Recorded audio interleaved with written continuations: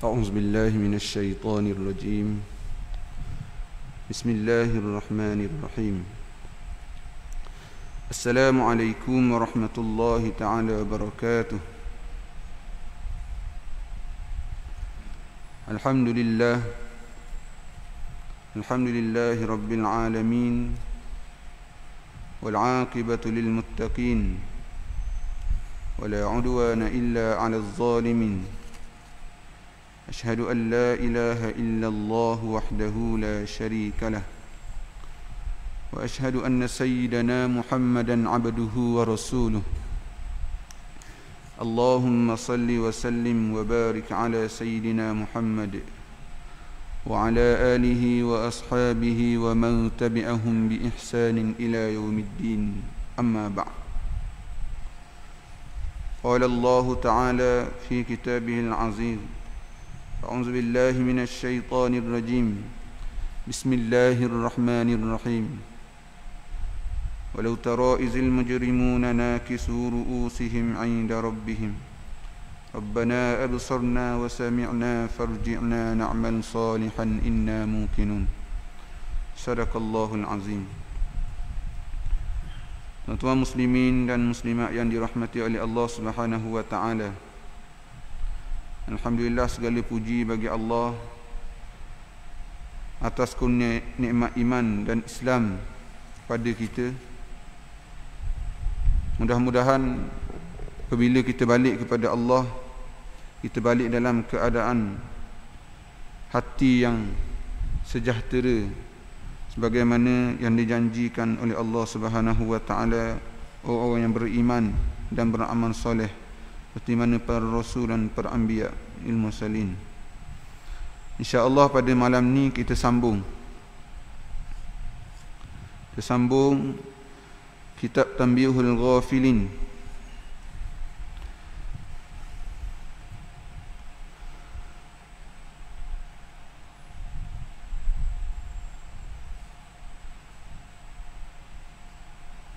قال المؤلف رحمه الله تعالى ونفعنا بعلومه بالدارين آمين يا رب العالمين.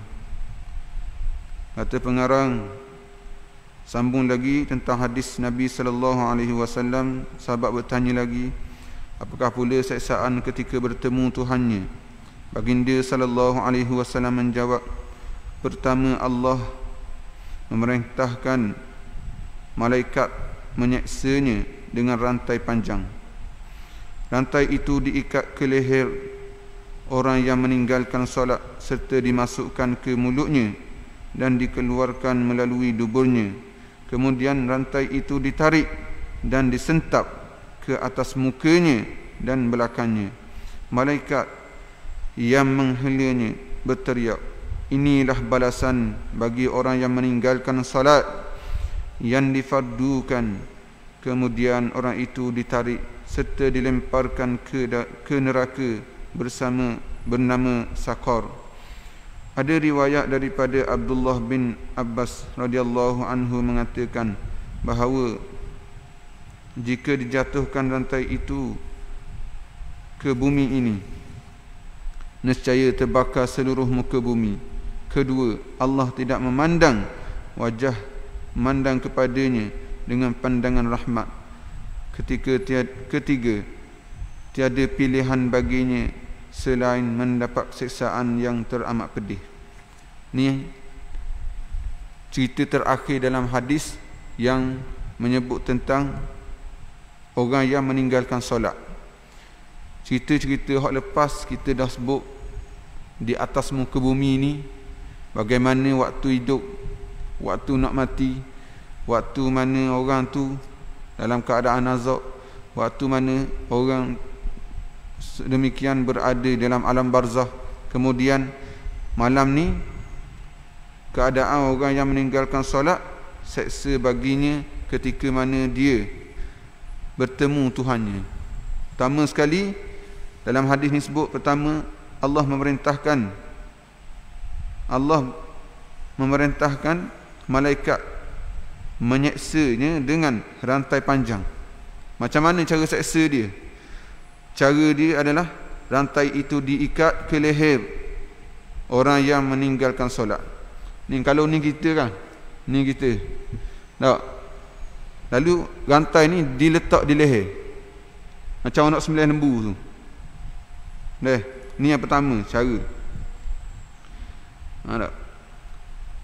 Rantai itu diikat ke leher orang yang meninggalkan solat serta dimasukkan ke mulutnya dan dikeluarkan melalui duburnya. Ikat. Ada mulut, cocok ikut mulut. Buat masuk ikut mulut, buat tubuh ikut dubur. Tak? Siapa rajin ngai? Hok ngai, kalau siapa ngai dia tahu macam mana nak letak udang ni biar lekat molek. Betul tak? Kan? Kalau udang kita nak suruh lekat molek, kalau saya lah, tak di ekor pun okey dah. Ada orang masuk melalui ekor tu, waktu tubik ikut bawah dia, sarut pula ikut atas kepala. Tak? Supaya apa? Supaya bila lepas tu jauh, dia tak cabut. Tu. Tak cabut. Ada letak ikan ke? Kalau letak ikan, mata kain ni upang tak? Masuk ikut ni tubik kuning tarik pula sakut sekali lagi. Baru kita kemah. Ni Allah nak ceritakan, Nabi SAW nak ceritakan kepada kita macam mana Allah perintah pula malaikat. Tak? Ni. Bagi siapa? Bagi orang yang meninggalkan solat. Waktu hidup cocok udang. Nak ngai. Siapa nak mayang bangai? Ada tak? Kalau ada, adalah. Kalau tak ada, tak ada. Nah, tak? Dah. Maka inilah seksaan bagi orang yang meninggalkan solat. Pertama sekali ketika mana? Apabila dia bertemu Tuhan dia. Bila bertemu dengan Tuhannya.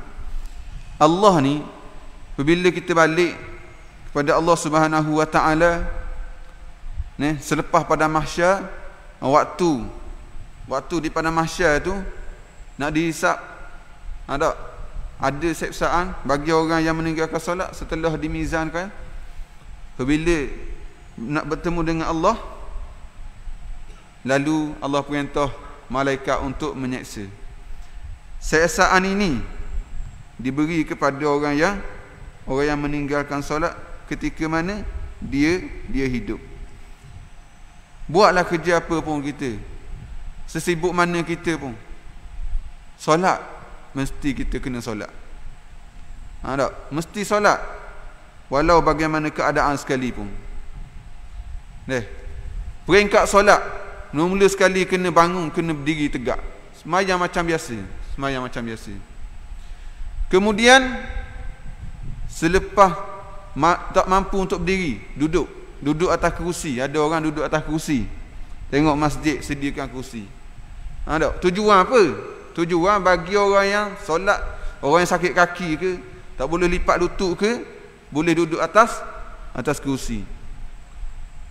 Kemudian tak boleh duduk atas kerusi, kena duduk bawah. Duduk bawah tetapi solat. Kemudian tak mampu duduk congok, baring, mengiring. Tak? Tak boleh dah, tak boleh nak gerak duduk baring. Arwah ayah saya bila nak masuk waktu solat, dia suruh pusing katil. Hospital dia duduk gini kan, duduk gini. Tak. Pusing katil biar kaki duduk ke arah kiblat. Bukan kepala lah kena. Kepala lah kena. Kalau orang mayang sambil baring, sambil menetang, kita sebut tak menetang. Kalau kiblat sana, kena baring ke sana. Apabila masuk waktu, dia solat. Solat dalam keadaan baring waktu dia lupuh. Dia hospital, di rumah, begitulah dia solat. Habis hak dah, tak boleh. Dengan tangan tak boleh angkat. Nak isyarat kepala tak boleh, nak angkat sikit. Tak boleh. Tak boleh dah. Sakit telajak. Lalu semayang dengan mata. Semayang dengan mata. Allahu Akbar. Kalau sujud rokok, buat isyarat. Macam tahap mana rokok? Tahap mana sujud? Itulah orang yang ada kemanisan dalam ibadah. Walaupun dia sakit, walaupun dia susah, walaupun apa keadaan sekalipun, dia tetap solat. Tetapi ini seksaan bagi orang yang meninggalkan solat ketika hidup. Seksaan terakhir ini iaitu orang yang meninggalkan solat apabila dia bertemu dengan Tuhannya. Macam kita sebut tadi,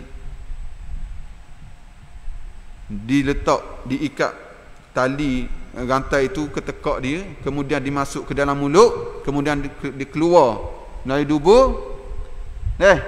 dubur, keluar, lalu dilontar malaikat. Kemudian rantai itu ditarik dan disentak. Bukan setakat ikat di tekak, masuk dalam mulut, buat keluar pula ikut dubur, bukan. Kena terik pula ni, lepas kemas tu terik pula, senjah. Kemudian disentak ke atas mukanya dan belakangnya. Allahu Akbar. Keliling seksa. Tekak kena ikat, buat masuk dalam mulut, buat keluar ikut dubur, kemudian disentak pula.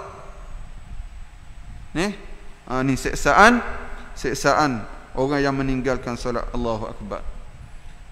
Kalau hati kita tidak ada rasa apa-apa bila meninggalkan solat, macam manalah kita nak hadap kematian?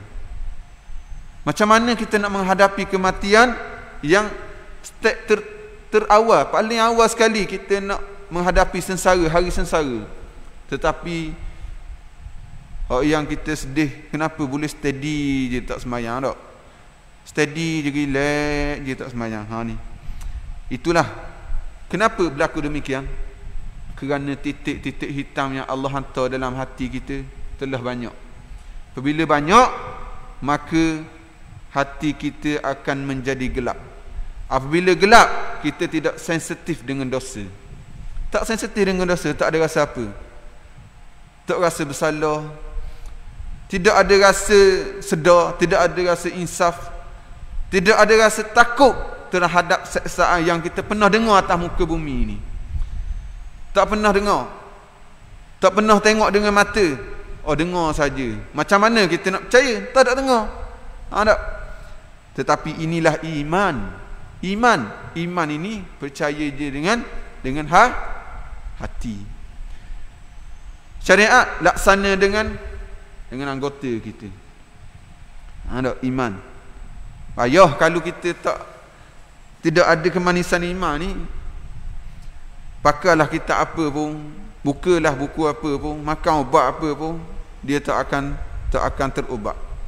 Kerana ini adalah usaha yang perlu kita lalui, perlu kita usaha sampai kita dapat kemanisan dalam solat. Sebagaimana saya pernah sebutkan, bagaimana ahlillah, arif billah dia solat. Saya pernah sebut. Saya pernah sebut kan. Ingat ataupun tidak saya tak tahulah. Tak. Sebab apa? Sebab kalau keluar daripada pintu masjid tu, lipas cambadah. Tak. Lepas mayang, lepas wirid, mayang sunat tu bik luar. Lipas cambadah. Nak fikir warna lagi hopak tu. Ingat hari, siapa ingat? Minggu lepas nak beli coklat. Tak. 4 perkara arif billah, orang yang dekat dengan Allah ni, macam mana dia nak masuk semayang? Orang yang ingat dan dia amal, memang dia boleh insya-Allah dapat kemanisan dalam solat. Bila lambat solat, dia rasa susah hati. Dia tengok orang tak solat, dia rasa sedih. Guanalah dia ni mati esok-esok. Dia rasa gitu. Rasa gitu. Nak timbul rasa itu macam mana? Apabila tuan-tuan mari dengar, mari belajar, kemudian apabila dapat, kemudian kita amal. Pertama saya sebut, kita mestilah masuk dalam solat dengan apa? Dengan ilmu. Masuk dengan solat dengan ilmu. Masuk dalam solat, nak solat tu mesti masuk dengan ilmu. Bukan kita masuk dalam keadaan tak reti apa-apa. Tengok orang semayang, kita semayang. Kita semayang, tengok orang semayang, kita semayang. Kemudian ilmu mestilah ilmu fiqh, ilmu tasawuf, ilmu tauhid. Kita tahu nak sembah siapa. Tak? Bukan sembah dinding. Kalau pergi Mekah bukan sembah Kaabah. Bukan. Mesti kita tahu jelas. Supaya apa? Supaya kita dapat apa yang kita laksanakan dalam solat. Bagaimana kita pernah sebut orang solat. Solat ni kalau kita solat lewat-lewat, last-last, kita solat macam orang bayar hutang. Betul tak? Saya pernah sebut rasa. Macam mana orang bayar hutang? Contoh bila orang bank telefon, ataupun orang yang kita pinjam hutang tu, dia telefon kita, Assalamualaikum, ni minta pitih ni, tak bayar lagi ni. Tak bayar lagi, minta bayar cepat lah. Betul tak? Contoh bila dia telefon, apa kita buat? Kita usaha juga macam mana sekalipun, supaya apa? Supaya melepaskan hutang tu. Kita ambil pitih pergi bayar. Tetapi solat tidak. Solat bukan begitu. Solat adalah bekal kita untuk kita dapat apabila kita bangun pada hari kiamat esok-esok. Mula-mula sekali kita balik kepada Allah dalam waktu terjadinya sakaratul maut, dalam waktu kita duduk dalam alam barzakh, waktu tu dah kita fikir dah macam mana solat ni. Kita kena fikir dah. Sebab tu kita kena bina solat kita dengan sebaik mungkin. Malaikat yang menghala berteriak, inilah balasan bagi orang yang meninggalkan solat yang difardukan. Malaikat kata pula, lepas malaikat humbang, malaikat pukul, malaikat kata pula, mereka herdik, inilah balasan orang yang meninggalkan solat yang difardukan. Hak kita solat ni kita kena fikir, terima, Allah terima ke tak solat kita. Kita kena fikir gitu pula. Kita solat dah, istiqamah dah, tapi kena fikir Allah terima ataupun tidak. Kalau rasa macam Allah tak terima, sebab apa? Sebab apa kita kena fikir? Apabila kita fikir, lalu kita ada tindakan untuk baik, pulih solat kita. Dengan apa? Dengan kita tambah ilmu. Bukan kita solat dengan perasaan, di masjid semua kita. Tak. Solat aku semayang di masjid semua, selamat dah aku. Tak. Kalau jahil solat di masjid sekalipun, apabila kita tengok dalam kitab ini, maka tidak diterima. Kenapa? Mesti dengan ilmu. Tahu mana hukum, mana rukun, mana sunat, mana. Kalau kita letak dalam hati hak sunat tu rukun, salah. Kita kena jelas. Kemudian orang itu ditarik serta dilemparkan ke neraka bernama Sakhar. Neraka ni neraka khas orang untuk orang yang tinggal sembahyang. Ada riwayat daripada Abdullah bin Abbas radhiyallahu anhu mengatakan bahawa jika dijatuhkan rantai itu ke muka bumi, bila rantai ini jatuh di muka bumi, nescaya terbakar seluruh muka bumi. Terbakar seluruh muka bumi. Macam mana kita nak bayang muka bumi terbakar? Dahsyatnya seksaan bagi orang yang meninggalkan solat, sehingga kan Abdullah bin Abbas menyebut kepada kita, anak Ibn Abbas, Sayyidina Abbas sebut, apabila dia meriwayatkan satu hadis, apabila rantai tadi yang dibelik pada orang yang meninggalkan solat lalu dilemparkan ke muka bumi, maka seluruh muka bumi ini terbakar. Ini seksaan orang yang meninggalkan solat. Kedua, ia ada tiga. Yang pertama lepas. Yang kedua, Allah tidak memandang kepadanya dengan pandangan rahmat. Allah tengok. Harapan kita bila kita pergi balik ni, maknanya orang terimalah kita tak? Harapan kita pergi jalan ataupun orang belajar. Contoh orang belajar, macam saya pernah belajar, pergi belajar. Apabila balik, harapan kita mak kita terima kita balik. Oh, suka. Harapan kita mak suka kita balik. Ada? Kalau kita seorang anak, bila kita balik ke rumah kita, mak ayah kita ni suka kita balik. Contoh zaman kita ni, Covid. Lama tak balik. Apabila balik seorang anak, anak ni mengharapkan mak ni suka dia balik. Kadang-kadang siap buat surprise lagi, buat kejutan lagi balik. Ada? Kalau mak pula start kata dengan ayah, pergi ke rumah anak, apa harapan mak seorang mak seorang ayah? Oh, pergi rumah anak suka lah tak? Anak suka lah kalau kita pergi. Anak suka nak pergi raya. Kita harapan kita pergi rumah orang, kita ziarah rumah keluarga kita. Harapan kita supaya dia suka, supaya dia merasakan kita ni menjaga hubungan silaturahim. Tapi macam mana kalau kita pergi, sedar-sedar tuan rumah tutup pintu, ada dalam tutup pintu, siap tulis lagi, Zamri, anda tidak diterima di sini. Kalau ada nama Zamri, saya minta maaf deh. Bukan Zamri sini, Zamri kat lain lah. Karasati pula. Tak? Ni, dia kata apa? Dia kata anda tak diterima di sini. Harap maaf. Tu harap maaf tu, ada harap maaf. Makna harap maaf ni tak apalah, baliklah. Tak? Kalau anak balik ke rumah mak kata mun tak payah balik lah. Oh, kita sedih sangat dah. Mak tak terima kita sedih. Sebab apa? Sebab doa ni seorang ibu. Doa seorang ibu ni tidak ada hijab. Apabila dia doa untuk anak dia, untuk zuriat dia, tidak ada hijab. Ni doa ibu. Tak? Hebat tak hebat? Tapi macam mana kalau kita balik, mak nak balik ni, mak kata tak payah balik lah, mak tak mau jumpa mu. Susah dah hidup kita. Allahu Akbar, susah. Start hari tu kita rasa macam ke, nak ngakak masa depan mak. Betul tak? Kalau mak suruh nerak depan mak, jalan sambil ngakak, kita sanggup jalan sambil ngakak. Supaya apa? Supaya kita nak keampunan daripada seorang mak, kemaafan daripada seorang mak. Betul tak? Kita nak, kita sanggup buat apa saja. Kalau mak dia sebut macam tu, lalu mak dia mati, tak sempat nak minta maaf, ataupun mak dia tak sempat nak sebut kepada dia, mak maaf, sudah mak dia mati dulu. Oh, hidup dia tak tenang. Tu tak tenang. Tak tenang hidup.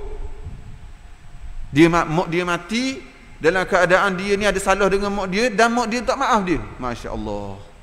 Tak tenang. Hidup sengsara. Hidup pikuk. Tak betul jadi. Sebab apa? Sebab maaf daripada seorang ibu tidak dapat. Bagaimana pula apabila kita bertemu dengan Allah? Ibn Abbas menyebut di sini, setengah riwayat sebut, Allah tidak memandang dengan pandangan rahmat. Macam mana pandangan rahmat? Pandangan rahmat ini, kita apabila orang terima kita, seorang ibu terima kita, kita tengok macam mana waktu kita kecil, ibu melayani kita, belai kita, ayah memberi kasih sayang kepada kita, seorang ayah memberi kasih sayang kepada seorang anak. Macam mana kita rasa?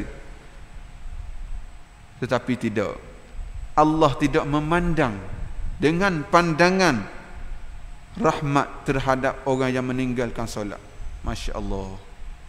Apabila Allah tak pandang dengan pandangan rahmat ni, sudah adalah hidup kita. Kita hidup waktu tu, kita hidup waktu susah tu, kita hidup. Kalau kita mati tak apa. Tak. Ni saya sebut sama, kita sebenarnya daripada alam roh kita hidup ni, kemudian kita dipindahkan lagi ke alam barzah, kemudian alam roh masuk alam rahim sekejap, tubik alam dunia ni sekejap, kemudian masuk alam barzah lagi, seterusnya. Kita hanya berpindah. Kita kena ingat benda tu, ingat bahawa saya ni berpindah sahaja alam, saya hanya berpindah saja. Hanya berpindah. Kalau kita rasa mati, sesat dah, dunia sesat dah. Sedap kita duduk. Tak? Tapi tidak. Inilah keadilan Allah. Orang yang menjaga solat, orang yang meninggikan solat, orang yang mendirikan solat, Allah beri kepada dia syurga. Allah beri kepada dia makom yang terbaik. Makom ni maksudnya tempat, kedudukan, syurga-syurga yang hebat bagi orang yang tak meninggalkan solat, orang yang menjagakan solat. Aqimus salah, mendirikan solat, bukan sahaja dia bangun semayam biasa, bukan. Mendirikan solat, dia tadabbur, dia memahami apa yang dia sebut, dia baca dalam solat. Ni macam mana pula kita bila mati Allah tak pandang dengan pandangan rahmat. Saya bawa andaian tadi, macam mana seorang ibu bila kita balik, mak kita tak terima kita sebab kejahatan kita. Mungkinlah kita boleh taubat, kita boleh minta maaf, menangis depan mak, sedar-sedar mak maaf kita, contoh. Tetapi macam mana kalau kita buat silap dengan Allah, tak solat, kemudian kita mati dalam keadaan tidak insaf, tidak sedar, lalu kita berlalu kehidupan alam barzah kita, kehidupan mahsyar kita, sampai tahap kita bertemu dengan Allah, lalu Allah tidak pandang kita dengan pandangan rahmat. Maknanya apa? Orang yang tak solat, Allah tengok dia juga. Allah tengok dia, tetapi dengan pandangan azab. Dengan pandangan azab, azab yang sangat ngeri. Kita tengok tadi, yang sangat ngeri. Sebelah ni golongan-golongan yang kufur kepada Allah, sebelah ni golongan-golongan yang membuat amal ibadah kepada Allah, takwa kepada Allah. Ada bila belah kanan, Allah tengok orang dalam keadaan kasih sayang, Allah tengok dalam keadaan rahmat, Allah tengok dalam keadaan keampunan, Allah tengok dalam keadaan penuh dengan keampunan daripada Allah Subhanahu wa taala. Sebab dah masa hidup mu susah-susah, mu lengah solat, mu lengah berdiri, tahan tulang belakang duduk dalam majlis ilmu, mengkupu, membuat ibadah ni untuk aku. Sebelah ni pula mundak semayang, mundahaka kepada aku, mengkufur kepada aku, kata api neraka biasa, tak panah, tak ada apa, kita mati-matilah. Kita cabar tak? Bila sampai satu saat Allah tidak pandang kita dengan pandangan rahmat. Satu golongan lagi Allah pandang mereka dengan pandangan rahmat. Allahu Akbar. Kita boleh pilih lah nak duduk mana. Saya sebut sama, kita design hidup kita ni, kita design untuk kehidupan seterusnya. Kita tak mati, kita hidup ni sebetulnya minha khalaqnakum. Ada daripadanya Allah, daripada Allah lah Allah ciptakan kita. Kita dijadikan daripada air mani. Kalau daripada Nabi Adam, kita dijadikan daripada tanah, min turab. Kita bila balik berpisah roh dengan tanah ni, kita fizikal kita ni yang kita kata semak, comel, duk sapu bedak, duk sapu minyak rambut, bila terpisah roh kita dengan jasad kita, lalu roh kita teruskan urusan. Roh kita teruskan urusan, jasad kita kembali menjadi tanah, menjadi bumi. Sebab tu bila gali tak jumpa orang. Allah tak pelihara kita. Yang ketiga, tiada pilihan baginya selain mendapat siksaan yang teramat pedih. Waktu ni ada pilihan. Ayah kata pergi semayang, dia masuk bilik senyap-senyap, terus tubik semayang, terus semayang dah. Pergi semayang masjid tu, mai Jumaat tak, pergi tas lain. Orang go 15 minit tengok orang balik semayang, balik tak. Boleh tipu, atas dunia boleh tipu, tapi akhirat tidak ada pilihan. Pilihan dia adalah mendapat siksaan daripada Allah Azza wa Jalla. Akta-akta dia, mahkamah-mahkamah dia standby dah, tak siap dah. Tinggal solat, nak amun berapa, tinggal semayang, penjara mana, ada dah. Ni neraka yang disediakan oleh orang yang tinggal solat, iaitu bernama dia Saqar. Seterusnya Nabi SAW bersabda lagi mafhumnya, barang sesiapa yang solat subuh dengan berjemaah selama 40 hari tanpa terlepas satu rakaat pun diberi oleh Allah Azza wa Jalla baginya kebebasan daripada api neraka dan bebas daripada sifat munafik. Oh, ni jaminan daripada Rasulullah. Rasulullah jamin orang yang semayang subuh secara berjemaah selama 40 hari secara berjemaah tanpa terlepas satu rakaat pun diberi oleh Allah baginya kebebasan daripada api neraka. Allah beri kebebasan. Ni jaminan Nabi SAW sebut orang yang boleh semayang subuh selama 40 hari secara berjemaah. Secara berjemaah, lalu Nabi jamin Allah bagi kepadanya kebebasan daripada api neraka. Bebas daripada azab api neraka. Kita sebut tadi macam mana orang tinggal semayang. Satu je, tinggal semayang. Sebab tinggal semayang, macam-macam siksaan.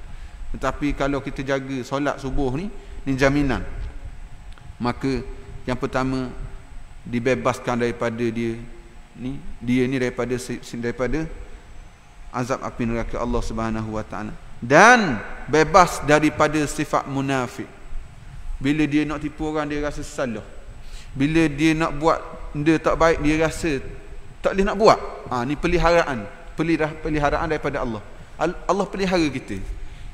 Itu adalah peliharaan Allah. Allah pelihara kita. Allah pelihara daripada kita menjadi orang yang memiliki sifat munafik. Macam mana solat subuh? Oh, payah tak? Bukan mudah ni. Dengan apa? Dengan kita banyak-banyak bertaubat kepada Allah. Maka Allah akan beri kepada kita kemanisan. Sebab manis, ada manis ni dia mudah. Ni boleh mari sebab ada manis. Ada kemanisan. Kalau tidak ada kemanisan, duduk sekejap rasa puas. Rasa panjang lambatnya isyak. Lambat. Bila lambat isyak, lalu balik ataupun tak mari terus. Lalu hiduplah dalam keadaan demikian sampai saat mati.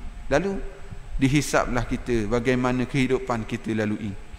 Kemudian dalam riwayat lain, baginda bersabda, barang siapa yang solat subuh dalam keadaan berjemaah, kemudian dia duduk untuk menyebut nama Allah Subhanahu wa taala hingga naik matahari, diberi oleh Allah baginya pahala seumpama pahala haji dan umrah dengan sempurna kedua-duanya.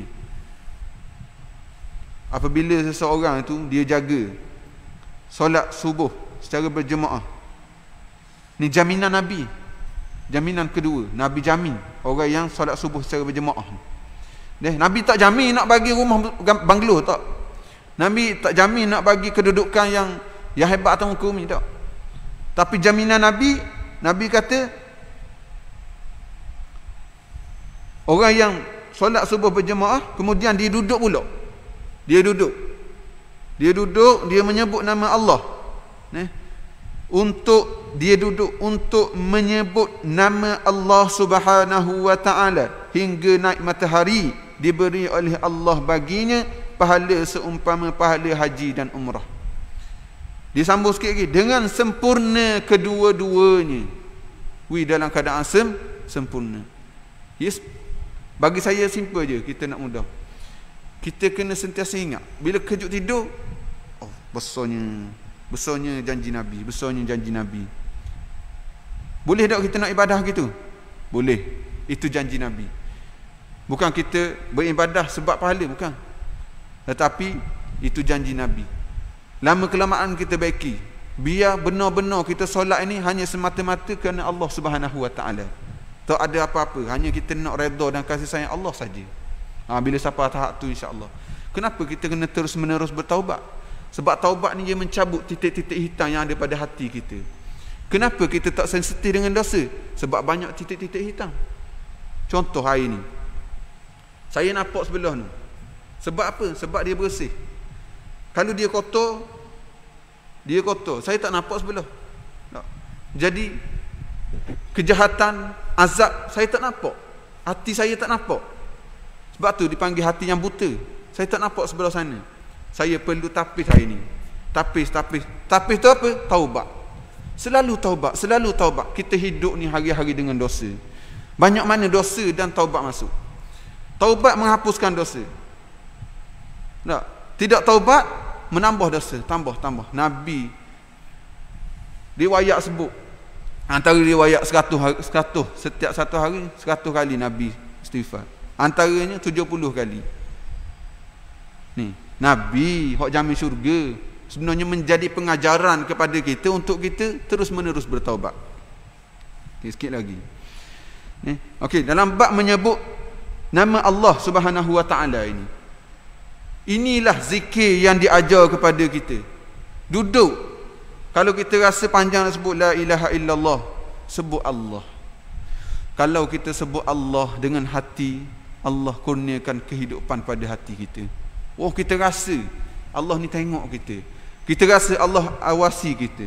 Kita rasa Allah ni beri kasih sayang kepada kita, memiliki Rahman, Rahim, memiliki sifat Razzaq yang beri rezeki kita kepada kita setiap hari. Bukan sebab batang tubuh ni kerja, bukan. Tetapi rezeki Allah. Ada tak orang niaga rugi? Ada tak? Tubik-tubik niaga rugi.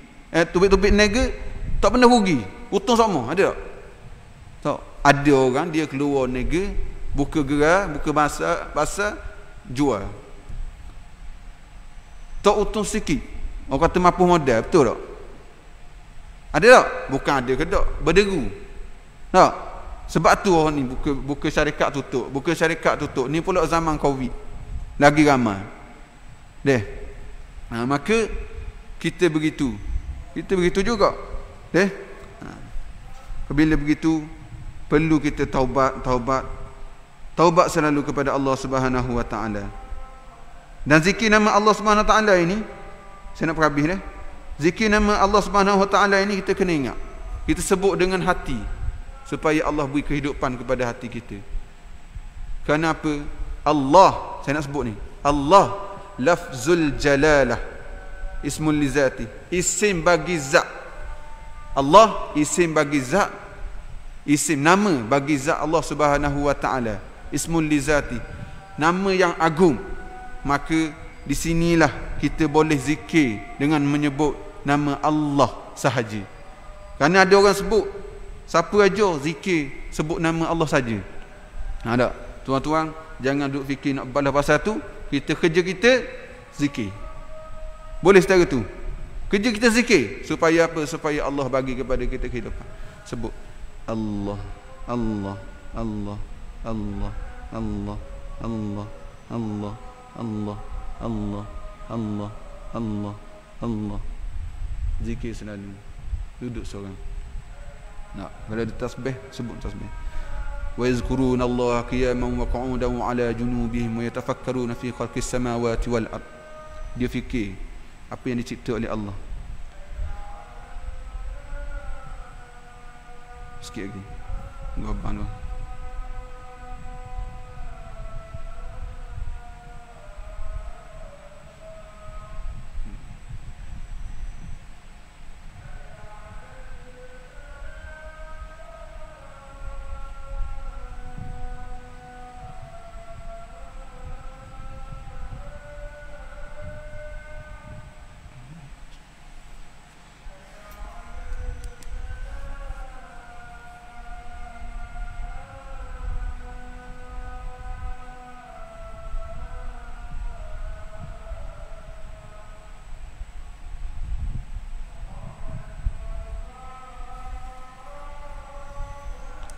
Allahumma Allahumma.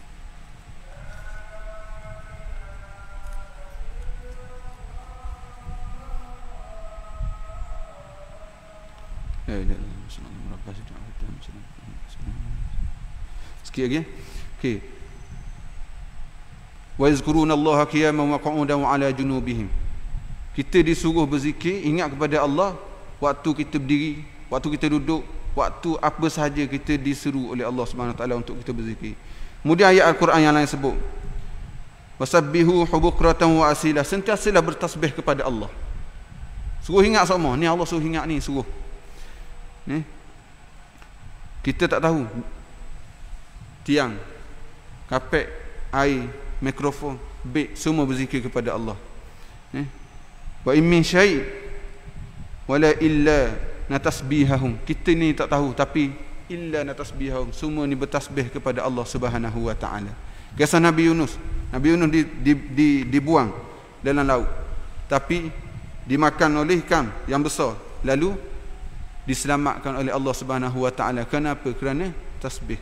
La ilaha illa anta subhanaka inni kuntu minaz zalimin. Sentiasa zikir supaya kita dapat keampunan daripada Allah Subhanahu wa taala, insyaallah. Bismillahirrahmanirrahim. Allahumma anfa'na bima 'allamtana wa 'allimna bima yanfa'una wa sallallahu ala sayyidina Muhammad wa ala alihi wa sahbihi wa baraka wa sallam. Alhamdulillahirabbil alamin. Assalamualaikum.